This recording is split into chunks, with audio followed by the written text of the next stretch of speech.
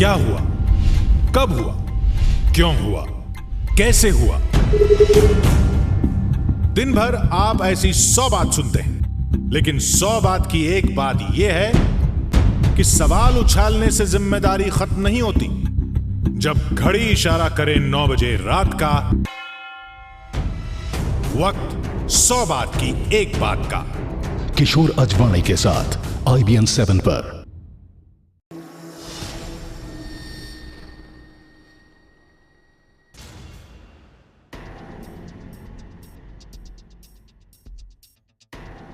दुनिया का सबसे बड़ा ब्लू डायमंड, दुनिया का सबसे महंगा नीला हीरा, दुनिया का सबसे खतरनाक हीरा, दुनिया का सबसे अभिशप्त हीरा।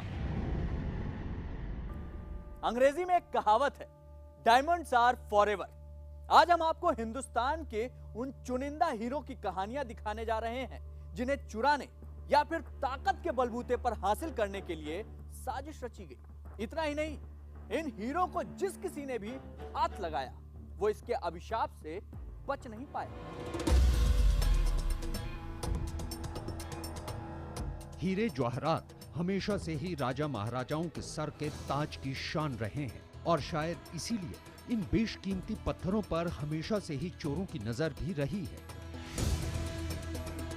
कुछ लोग ऐसा भी मानते हैं कि कुछ खास तरह के हीरो में ऐसी शक्तियां होती हैं जिनकी बदौलत उनको पहनने वाला दूसरों को अपने वश में कर सकता है। तो वहीं कुछ लोगों का मानना है कि कुछ हीरे श्रापित होते हैं। बस आज हम आपको कुछ ऐसे ही हीरो की कहानियां सुनाएंगे जिनको सुनने के बाद आप ये सोचने पर मजबूर हो जाएंगे कि क्या ऐसा भी हो सकता है।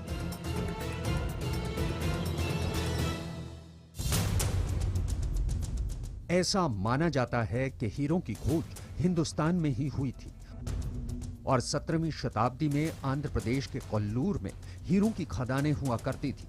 वहीं से एक नीले रंग का बेशकीमती पत्थर निकला, लेकिन उस वक्त राजा ने उसे देवी के मंदिर में चढ़ा दिया। मंदिर के पुजारी ने उस हीरे को देवी सीता के मुकुट में जड़वा दिया था। ऐसा माना जाता है कि अगर किसी ने देवी सीता के मुकुट के उस हीरे को कभी चुराया तो उसे देवी का श्राप लगेगा। फाइनली वो निकला तो यहीं से था, गोलकुंडा से निकला था ना। गोलकुंडा हिंदुस्तान में था। अलाउद्दीन खलजी के हाथ जो लगा था वो मालव से लगा था, और मालव से पहले वो सुना ये गया है गोलकुंडा की खानों से निकला था। इसी तरह इवन जो आपका ये है सफायर जो है, ये भी गोलकुंडा से निकला था। तो फाइनली जो उसका सोर्स ऑफ ओरिजिन है वो तो हिंदुस्तान के पहाड़ हैं, हिंदुस्तान की जमीन है। हमारी पहली कहानी एक ऐसे हीरे की कहानी है जिसे दक्षिण भारत के एक मंदिर से चुराया गया। 3 महाद्वीपों, कई राजाओं, महाराजाओं, चोरों, जौहरियों और रईसों के हाथों से होता हुआ यह आगे बढ़ता गया। 300 साल बाद जब उसका सफर थमा तो वो अपने पीछे तबाही और बर्बादी की ऐसी कहानी लिख गया कि जिस किसी ने भी सुना उसका दिल दहल गया। लेकिन सीता माता के मुकुट का ये नीले रंग का हीरा इतना मशहूर हो चुका था कि फ्रांस का एक हीरो का कारोबारी इसे चुराने की गरज से मंदिर में पहुंच गया। इस लुटेरे का नाम था जॉन टेरान। हीरा देखते ही उसने इसको चुराने की साजिश भी रच ली और फिर अपने साथियों के साथ मंदिर में पहुंचकर पहले तो मंदिर के पुजारी की हत्या कर दी और फिर देवी के मुकुट से वो हीरा निकालकर उसे लेकर वहां से भाग गया। टेरान जानता था कि दुनिया के इस सबसे बड़े नीले रंग के 112 कैरेट के हीरे को वो किसको और कहां बेच सकता है, और साल 1668 में उसने ये हीरा फ्रांस के राजा किंग लुई को बेच दिया। और उस वक्त किंग लुई ने इस हीरे को फ्रेंच ब्लू का नाम दिया। लेकिन टेरान ये भूल चुका था कि इस हीरे के साथ एक अभिशाप भी जुड़ा है। हीरा बेचने के बाद टेरान ज्यादा वक्त तक जिंदा नहीं रह पाए और कहा जाता है कि वो हीरो से जुड़ा एक सौदा करने के लिए रूस गया था, लेकिन वहां सफर के दौरान एक जंगल में वो भूखे भेड़ियों का निवाला बन गया।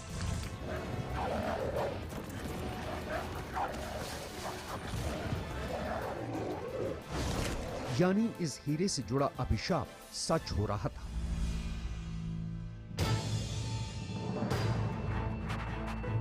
काश टेरान की दर्दनाक मौत के बाद इस अभिशप्त हीरे की मनहूसियत का सफर थम जाता, लेकिन ऐसा हुआ नहीं और टेराए की मौत के बाद से ही इस हीरे की मालिकों की बर्बादी का एक ऐसा सिलसिला शुरू हुआ जो जब थमा तब तक इस नीले हीरे के श्राप की कहानी दुनिया भर में फैल चुकी थी। इस हीरे को जिसने भी खरीदा वो इसके श्राप से नहीं बच पाया, क्योंकि इस हीरे में अपने मालिक को बर्बाद करने की वो रहस्यमयी ताकत थी कि किंग लुई को एक छोटी सी चोट के गैंग्रीन में तब्दील हो जाने की वजह से अपनी जान गंवानी पड़ी। इतना ही नहीं, उनके सारे बच्चे छोटी उम्र में ही चल बसे।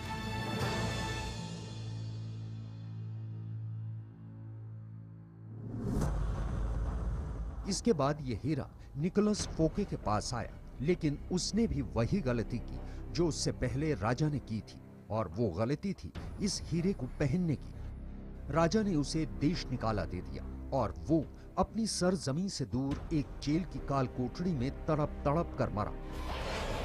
अब एक बार फिर ये हीरा फ्रांस के किंग लुई 15वें के पास आ गया, लेकिन उस दौर में उनके खिलाफ फ्रांस में बगावत हो गई और उसी दौरान चोरों ने इसे शाही खजाने के साथ साथ लूट लिया। लेकिन किंग लुई और उनकी पत्नी दोनों ही इस हीरे के श्राप से नहीं बच पाए। साल 1793 में विद्रोहियों ने किंग लुई 15वें और उनकी पत्नी मैरी के सर कलम करवा दिए। अब तक आपको यह तो समझ में आ ही चुका होगा कि ये वो हीरा है जिसे पाने की हसरत भी आपको तबाह और बर्बाद कर सकती है। होप डायमंड ने न जाने कितने बादशाहों की बादशाहत छीनी और न जाने कितने रईसों की जिंदगियां। तो क्या होप डायमंड से जुड़ा यह अभिशाप सच है या फिर यह कोरी गप है? अगले 20 साल तक फ्रेंच ब्लू कहां रहा, किसके पास था, ये शायद कोई नहीं जानता। लेकिन साल 1812 में एक बार फिर फ्रेंच ब्लू दुनिया के सामने आया, लेकिन इस बार ये फ्रांस में नहीं बल्कि इंग्लैंड में दिखा, और इस बार इसके मालिक थे किंग जॉर्ज चतुर्थ। लेकिन इसके पहले किंग जॉर्ज इस हीरे की फितरत को समझ पाते, फ्रेंच ब्लू ने उन्हें कंगाल बना दिया। एक राजा एक हीरे की वजह से अर्श से फर्श पर आ चुका था और वो कर्ज में डूबकर मरा। उनकी मौत के बाद हालात इतने खराब हो गए कि उनके परिवार को इस हीरे को नीलाम करना पड़ा।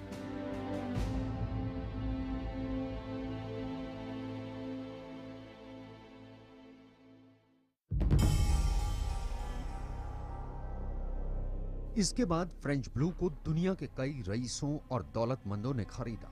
दुनिया का यह बेशकीमती नीला हीरा अलग अलग हाथों में बिकता रहा और अपने मालिकों की बर्बादी की कहानी लिखता रहा। उसी दौरान इस हीरे के मालिक बने हेनरी फिलिप होप, और उन्हीं ने फ्रेंच ब्लू का नाम बदलकर इसे एक नया नाम दिया, होप डायमंड। और तब से पूरी दुनिया इस हीरे को होप डायमंड के नाम से ही जानती है। लेकिन इस हीरे के अभिशाप ने हेनरी फिलिप होप को भी नहीं बख्शा और उन्हें भी इस हीरे के श्राप को भुगतना पड़ा।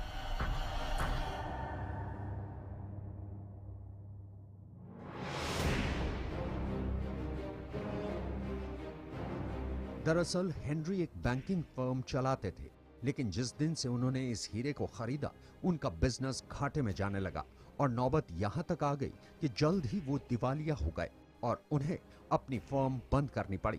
यानी एक बार फिर इस हीरे से जुड़ा श्राप अपना काम कर रहा था। इतना ही नहीं, उनकी आने वाली पुश्तें भी इस हीरे से जुड़ी मनहूसियत और बदकिस्मती का शिकार बनी और इसी वजह से होप डायमंड एक बार फिर बिका और इस बार इसे मैक्लेन परिवार ने खरीदा। लेकिन इस हीरे ने मैक्लेन परिवार को भी पूरी तरह से बर्बाद कर दिया। कहा जाता है कि मैक्लेन परिवार के सदस्य अलग अलग हादसों में मारे गए या फिर अपना मानसिक संतुलन खो बैठे।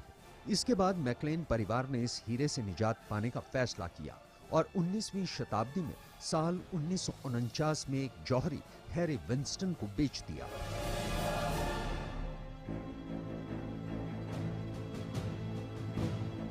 लेकिन तब तक हैरी विंस्टन के साथ साथ पूरी दुनिया होप डायमंड की असलियत से वाकिफ हो चुकी थी। लिहाजा हैरी विंस्टन ने दुनिया के सबसे बड़े नीले रंग के इस हीरे को खरीदने के बावजूद साल 1958 में न्यूयॉर्क के Smithsonian museum of natural history को दान में दे दिया और तब से होप डायमंड न्यूयॉर्क के इस म्यूजियम में रखा हुआ है।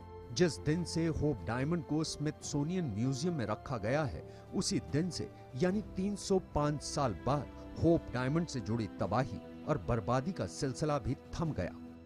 लेकिन आज आलम यह है कि इस हीरे के इतिहास को जानने के बाद लोग इसे खरीदना तो छोड़िए, छूना भी नहीं चाहते। लेकिन होप डायमंड के अभिशाप की कहानी को इतिहासकार नहीं मानते। उनका कहना है कि बेशकीमती पत्थर और नगीने का इंसान की शख्सियत पर असर तो जरूर देखा गया है, लेकिन इस हीरे से जुड़े अभिशाप की थ्योरी में कोई दम नहीं है।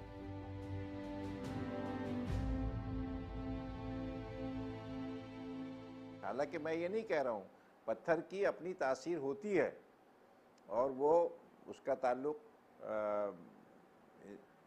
मतलब वो तकदीर नहीं बदल सकते, लेकिन असरात होते हैं इंसान की ज़िंदगी पर, और उसके नमूने भी देखने को हमें हिस्ट्री से भी मिलते हैं, वैसे भी मिलते हैं।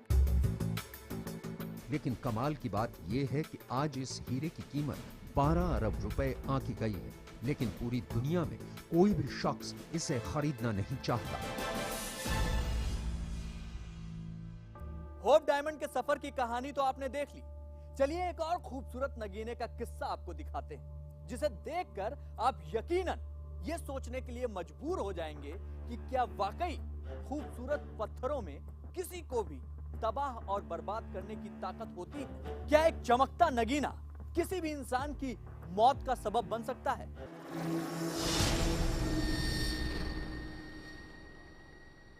होप डायमंड के बाद किस्सा एक खूबसूरत नगीने का, एक ऐसा नगीना जिसे हिंदुस्तान के एक और मंदिर से चुराया गया था, लेकिन चोरी के बाद जिस किसी ने भी इस नगीने को हाथ लगाया, तबाही उसका मुकद्दर बन गई। इस बेशकीमती पत्थर के बारे में भी यही कहा जाता है कि जो भी इसका मालिक बना, इसने उनकी जिंदगियां छीन ली।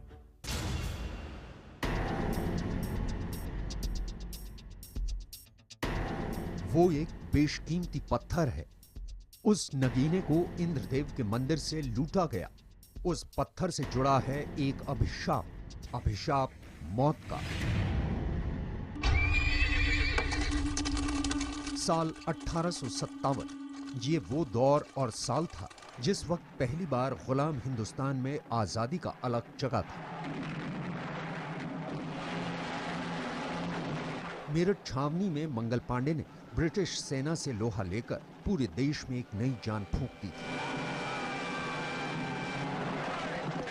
धीरे धीरे आजादी की ये आग कानपुर छावनी के हिंदुस्तानी सैनिकों तक भी पहुंच गई और 5 जून 1857 को कानपुर छावनी में भी भारतीय सैनिकों ने विद्रोह कर दिया।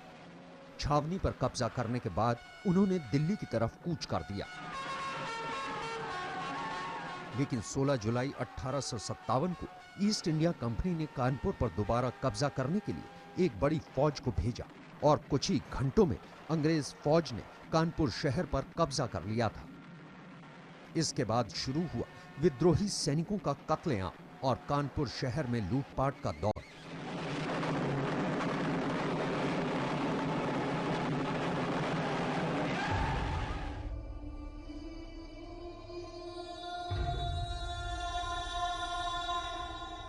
इसी लूटपाट के दौरान सेकंड बंगाल कैवलरी के एक कर्नल डब्ल्यू फेरिस के हाथ इंद्रदेव के मंदिर से चुराया एक नायाब और बेशकीमती जामुनी रंग का नीलम रख गया।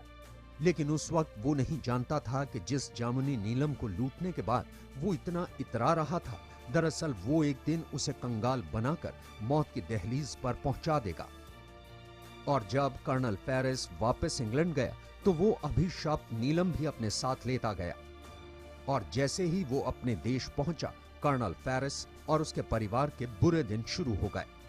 दरअसल कर्नल फेरिस की तबीयत खराब रहने लगी और उसका और उसके परिवार का माली नुकसान होना शुरू हो गया और जल्द ही उसकी मौत हो गई। साल 1890 में एक साइंटिस्ट एडवर्ड हेरॉन एलन ने यह नीलम खरीद लिया, लेकिन जिस वक्त उन्होंने इसे खरीदा उन्हें मालूम नहीं था कि ये एक अभिशप्त नीलम है। लेकिन जल्द ही उन्हें इस बात का एहसास हो गया कि उनसे एक बड़ी गलती हो चुकी है।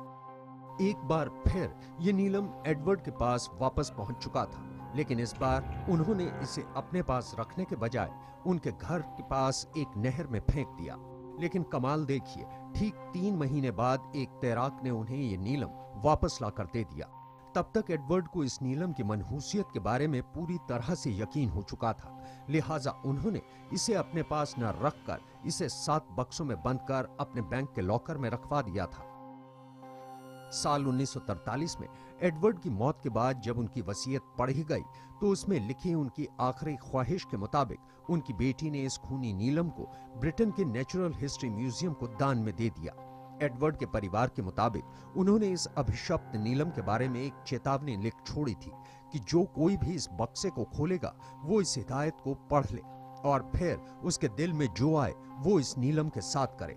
लेकिन मेरी उस शख्स को यही ताकीद है कि वो इसे समंदर में फेंक दे। लेकिन इतिहास के जानकारों की माने तो इस कहानी में अभिशाप के जो किस्से बताए गए हैं वो महज इत्तेफाक से ज्यादा और कुछ भी नहीं है। इंडिविजुअली लोगों के जहन में आ सकता है, लेकिन कोई पत्थर बिल्कुल जिंदगी बदल दे, तकदीर बदल दे, मैं ऐसा नहीं मानता हूँ। आपको बता दें कि साल 1943 से लेकर आज तक ये खूनी नीलम लंदन के उसी म्यूजियम में रखा हुआ है और इस नीलम के इतिहास को देखते हुए दुनिया के किसी भी शख्स ने इसे खरीदने की ना तो कोई ख्वाहिश जताई है और ना ही जुर्रत की है।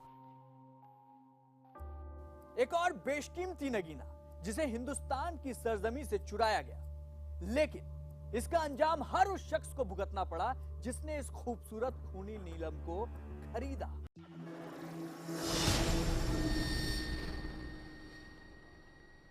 पांच साम्राज्य और न जाने कितने महाराजा और बादशाह, जिस किसी ने भी कोहिनूर को अपनाया वो बर्बाद हो गया। इसे आप अनहोनी कहें या अभिशाप, लेकिन हकीकत यही है। जिस हीरे की सही कीमत का अंदाजा नहीं लगाया जा सकता, उस हीरे के साथ एक मनहूसियत जुड़ी हुई है। मनहूसियत अपने मालिक को तबाह और बर्बाद कर देने की।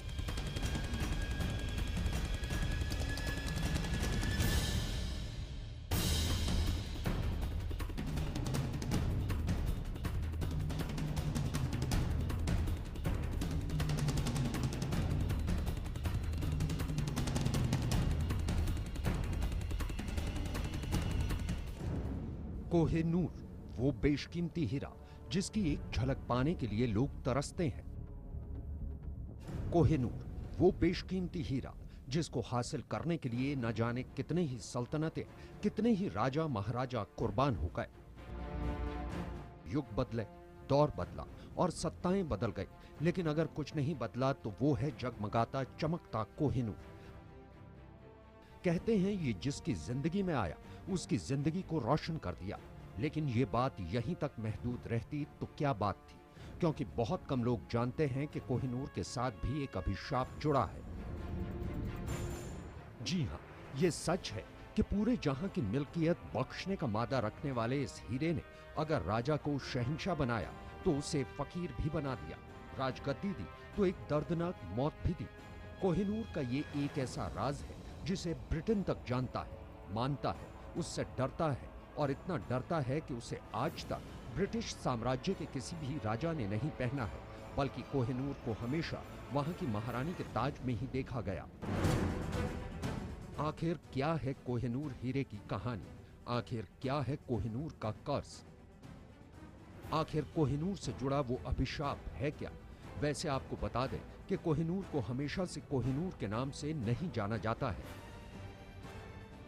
कहते हैं वैदिक युग में देव दानव युद्ध में असुरों ने इस मणि को इंद्र के सिंहासन से उखाड़कर दक्षिण भारत के एक जंगल में गाड़ दिया था। दरअसल ये वही जगह है जहां आज के दौर का गोलकुंडा बसा है और यहीं वो खान है जहां से दरियाए नूर और नूरुन एन जैसे विश्व प्रसिद्ध हीरे भी निकले थे। फाइनली वो निकला तो यहीं से था, गोलकुंडा से निकला था ना। गोलकुंडा हिंदुस्तान में था। अलाउद्दीन खलजी के हाथ जो लगा था वो मालवा से लगा था, और मालवा से पहले वो सुना ये गया है गोलकुंडा की खानों से निकला था। इसी तरह इवन जो आपका ये है सफ़ायर जो है ये भी गोलकुंडा से निकला था। तो फाइनली जो उसका सोर्स ऑफ ओरिजिन है वो तो हिंदुस्तान के पहाड़ हैं, हिंदुस्तान की जमीन है। कोहिनूर के बारे में कहा जाता है कि यह हीरा मनहूस है और इसे पहनने वाला शख्स दुनिया पर राज करेगा, लेकिन इसके साथ ही उसके बुरे दिन शुरू हो जाएंगे। इस हीरे को या तो भगवान या फिर कोई महिला ही पहन सकती है। कोहिनूर से जुड़े इस अभिशाप पर किसी ने यकीन नहीं किया और अपनी इस नादानी की कीमत कई शहंशाहों ने अपने तख्त-ओ-ताज और अपनी जिंदगी खोकर चुकाई। कोहिनूर के बारे में पहली जानकारी 1304 के आसपास मिलती है। तब ये मालवा के राजा मेहलाक देव के खजाने का हिस्सा था। मुगल शासक बाबर की जीवनी बाबरनामा के मुताबिक 1526 में पानीपत के युद्ध के दौरान ग्वालियर के राजा विक्रमजीत सिंह ने अपने बेशकीमती हीरे जवाहरात आगरा के किले में रखवा दिए थे। बाबर ने युद्ध जीतने के बाद किले पर कब्जा जमाया और इसी में उनके हाथ कोहिनूर लगा। हालांकि तब इसका नाम कुछ और ही था। उस वक्त यह हीरा 793 कैरेट का था, लेकिन बाबर के पास आने के बाद इसका नाम बदलकर बाबर हीरा रख दिया गया। बाबर के बाद ये बेशकीमती पत्थर कई मुगल शहंशाहों की शान बना। कोहिनूर के बारे में एक और बात मशहूर है और वो ये कि इसे या तो जीतकर हासिल किया गया या इसे एक मालिक ने दूसरे को तोहफे के तौर पर दिया, क्योंकि कोहिनूर को कभी बेचा नहीं गया। साल 1738 में ईरान के बादशाह नादिर शाह ने मुगलिया सल्तनत पर हमला किया। 1739 में उसने दिल्ली में तब के शासक मोहम्मद शाह को हराकर उसे बंदी बना लिया और शाही खजाने को लूट लिया। इसमें बाबर हीरा भी था। कहा जाता है नादिर शाह ने जब बाबर हीरे को देखा तो उसके मुंह से निकला कोहिनूर, यानी रोशनी का पहाड़, और उस दिन से इस हीरे का नाम पड़ा कोहिनूर। लेकिन नादिर शाह भी 8 साल से ज्यादा कोहिनूर को अपने पास नहीं रख सका। 1747 में नादिर शाह के अपने ही लोगों ने उसकी हत्या कर दी और इस तरह कोहिनूर अपना खूनी सफर जारी रखते हुए साल 1815 में पंजाब के राजा रणजीत सिंह के पास पहुंच गया। दरअसल रणजीत सिंह कोहिनूर को उड़ीसा के पुरी मंदिर में दान में देना चाहते थे, लेकिन किसी वजह से ऐसा नहीं हो पाया। 1839 में उनकी मौत के बाद हीरा उनके बेटे दिलीप सिंह तक पहुंचा। 1849 में ब्रिटिश फौज ने महाराजा दिलीप सिंह को हरा दिया और एक संधि के मुताबिक दिलीप सिंह को कोहिनूर इंग्लैंड की महारानी को सौंपना पड़ा और इस तरह 6 अप्रैल 1850 को कोहिनूर को लंदन भेज दिया गया। 3 जुलाई 1850 को इसे बकिंगम पैलेस में महारानी विक्टोरिया के सामने पेश किया गया। लेकिन तब तक महारानी विक्टोरिया के कानों तक भी कोहिनूर से जुड़े उसके अभिशाप की कहानियां पहुंच चुकी थी। लिहाजा उन्होंने समझदारी दिखाते हुए इसे अपने ताज में जड़वाया और उसके बाद 1852 में उस ताज को पहनना शुरू किया।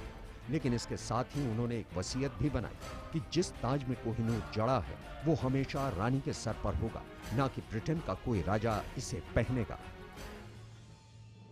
आज भी कई इतिहासकारों का मानना है कि कोहिनूर हीरे से जुड़ी ये पूरी कहानी भी महज एक कहानी ही है, क्योंकि अगर ऐसा होता तो ये अपना बुरा असर मुगलिया सल्तनत के सबसे ताकतवर बादशाह अकबर पर भी दिखाता। लेकिन अकबर के साथ ऐसा कुछ भी नहीं हुआ। मतलब देखिए, हर चीज के दोनों पहलू हैं, तो मैं नहीं कह सकता कि एकदम ये मान ही लिया जाए कि कोई भी पत्थर इतना इफेक्टिव हो सकता है कि हर आदमी को नुकसान पहुंचाएगा।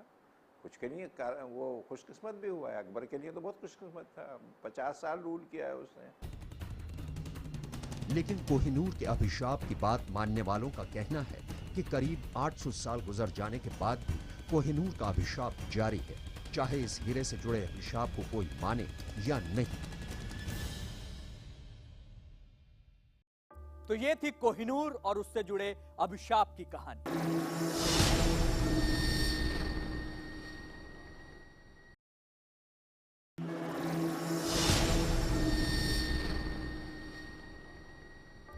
एक और हीरा जिसे आई ऑफ द ब्रह्मा कहा जाता था, एक चोर ने इसे भगवान ब्रह्मा की मूर्ति से चुराया और बेच दिया। उस चोर का क्या हुआ किसी को कुछ नहीं पता, लेकिन जिस किसी ने इस हीरे को खरीदा वो इसके अभिशाप से बच नहीं पाया।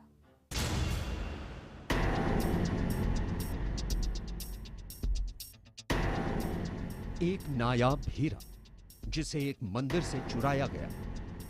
जुड़ा है उससे भी एक अभिशाप। बनता है वो अपने मालिक की मौत का सबब। 19वीं शताब्दी का पुदुचेरी और वहां का ब्रह्मा भगवान का मंदिर, और इस मंदिर में ब्रह्मा की मूर्ति में जड़ा था एक नायाब काले रंग का हीरा। और एक दिन पुजारी के भेष में आए एक चोर ने इस हीरे को चुरा लिया और वहां से फरार हो गया। कहते हैं कि जिस वक्त हीरा चुराया गया उस वक्त इस हीरे का वजन 195 कैरेट का था। और उस वक्त हीरे को आई ऑफ द ब्रह्मा यानी ब्रह्मा की आंख भी कहा जाता था।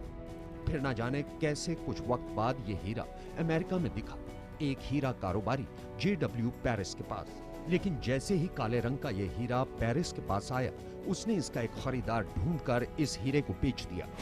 लेकिन उस वक्त कोई नहीं जानता था कि इस हीरे के साथ एक अभिशाप भी जुड़ा है, अभिशाप मौत का।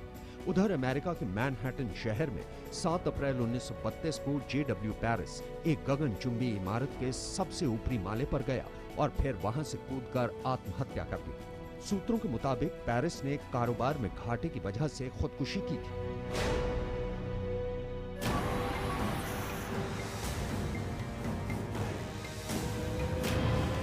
अगले 14 साल तक ये हीरा किसके पास था और उनके साथ क्या हुआ, ये तो कोई नहीं जानता। पर साल 1947 में ये हीरा एक बार फिर दिखाई दिया, और इस बार ये हीरा रूस की एक राजकुमारी नादिया ऑर्लोव के गले में दिखाई दिया। राजकुमारी नादिया के पास जाने के बाद इसे नया नाम मिला, द ऑर्लोव डायमंड। लेकिन एक बार फिर इस हीरे से जुड़ी मनहूसियत की कहानी सामने आ गई। यानी राजकुमारी नादिया ने भी रोम में अपने अपार्टमेंट की खिड़की से कूदकर अपनी जान दे दी।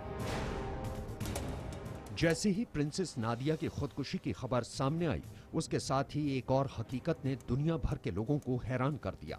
और वो हकीकत ये थी कि राजकुमारी नादिया की मौत से ठीक 1 महीने पहले रूस के राजघराने से ताल्लुक रखने वाली एक और राजकुमारी लियोनिला बारिंतियस्की ने भी एक ऊंची बिल्डिंग से कूदकर अपनी जान दे दी थी। और राजकुमारी लियोनिला की मौत का सच जब जमाने को पता चला तो लोग इस हीरे से डरने लगे। दरअसल राजकुमारी नादिया से पहले यह हीरा प्रिंसेस लियोनिला के पास था। वैसे इन हीरों से जुड़े अभिशाप की कहानी जानने वालों की माने तो इन हीरों के मालिक के साथ जो अनहोनी हुई है वो सच भी हो सकती है, लेकिन इस थ्योरी पर यकीन करने का कोई ठोस या फिर कोई पुख्ता तर्क नहीं मिलता। ये सब जिसे कहते हैं एक आम तौर पर जो पब्लिक की में बहुत सी बातें जिनका कोई आधार ऐसे साबित नहीं किया जा सकता, लेकिन प्रचलित हो जाती है। इसके बाद इस हीरे को चार्ल्स एफ विंसन ने खरीद लिया। चूंकि वो इस हीरे से जुड़े अभिशाप की कहानियां सुन चुके थे, लिहाजा उन्होंने इस हीरे से जुड़ा अभिशाप खत्म करने के लिए इस हीरे के 3 टुकड़े करवा दिए और इसे 124 हीरों के एक नेकलेस में जड़वा दिया। उसके बाद साल 2004 में ब्लैक ऑर्लोव को एक हीरा कारोबारी डेनिस पेटमिजाज ने खरीद लिया। लेकिन जिस दिन से ब्लैक ऑर्लोव के 3 टुकड़े किए गए, उस दिन के बाद से इसे जिसने भी खरीदा उसके साथ कोई अनहोनी नहीं हुई। वैसे ये भी तो सच है कि इन तमाम हीरो को हिंदुस्तान की सरजमी से या तो चुराया गया या फिर जबरन हासिल किया गया। वैसे आप ये जानकर हैरान रह जाएंगे कि ब्रिटिश हुकूमत ने हमें आजाद नहीं किया था, बल्कि उनके मुताबिक ये ट्रांसफर ऑफ पावर था। और अगर ऐसा है तो भारत का हर उस चीज पर हक है जिसे चुराकर भारत से बाहर दूसरे मुल्कों में ले जाया गया। वैसे इन हीरों के इतिहास जानने वालों का कहना है कि हिंदुस्तानी सरकार को इन हीरों से जुड़ी अभिशाप की कहानी को छोड़ इन सभी हीरों को वापस अपने मुल्क में लाने की कोशिश करनी चाहिए, क्योंकि जो भी हो आखिर ये सभी हीरे हमारे मुल्क के सुनहरे इतिहास की धरोहर हैं। मैं समझता हूँ ये हिंदुस्तान की धरोहर है और इंडियन गवर्नमेंट को इसमें बहुत ही पुख्ता और फॉर्म स्टैंड लेना चाहिए। और चाहे वो कोहिनूर हो या इस तरह की जितनी भी चीज़ें ब्रिटिश ट्रेजरी में और ब्रिटिश तोशाखाने में हैं, हमको कोशिश करनी चाहिए हमारी गवर्नमेंट को कि ये चीज़ें हमारी हिंदुस्तान को वापस मिले। ये हमारी विरासत का बेशकीमत हिस्सा है। तो ये थी भारत से चुराए कुछ बेशकीमती हीरो से जुड़े अभिशाप पर हमारी खास पेशकश। इन हीरो से जुड़े अभिशाप सच हैं या फिर झूठ, ये हम भी नहीं जानते। लेकिन आपको बता दें कि इन 4 में से 2 हीरे दुनिया के 2 अलग अलग म्यूजियम में रखे गए हैं।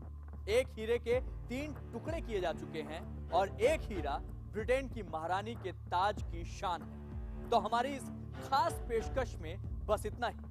देश दुनिया की तमाम बड़ी खबरों के लिए देखते रहिए IBN 7।